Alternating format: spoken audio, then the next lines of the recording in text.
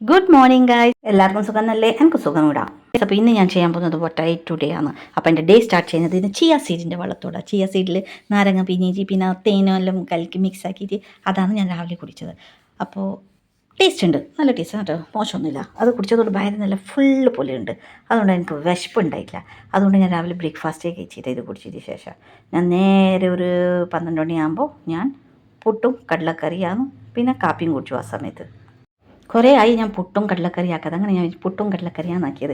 അപ്പോൾ ഞാൻ 12 മണിക്ക് പുട്ടും കടലക്കറി, അതിൻ്റെ അപ്പുറം ഞാൻ രാവിലെ കാപ്പി കുടിച്ചിട്ടല്ലോ, അപ്പോൾ ഞാൻ കാപ്പിയും കുടിക്കാമെന്ന് വിചാരിച്ചു. അങ്ങനെയാണ്, ഇതായിരുന്നു എൻ്റെ 12 മണിയിലെ ലഞ്ച് തന്നെ പറയാം.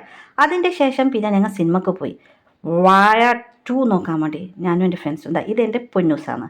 പിന്നെ ആ സിനിമയെല്ലാം കഴിഞ്ഞ ശേഷം നമ്മൾ ജ്യൂസ് കുടിക്കാൻ പോയി. നവ്ജിത്ത് ഉണ്ട്, പൊന്നൂട്ടനുണ്ട്, ഷാരിക ഉണ്ട്, ഇപ്പുറം ഭാഗം വാസു ഇരുന്നിട്ടുണ്ട്, വസന്തി, പിന്നെ അത് പൊന്നൂസ്.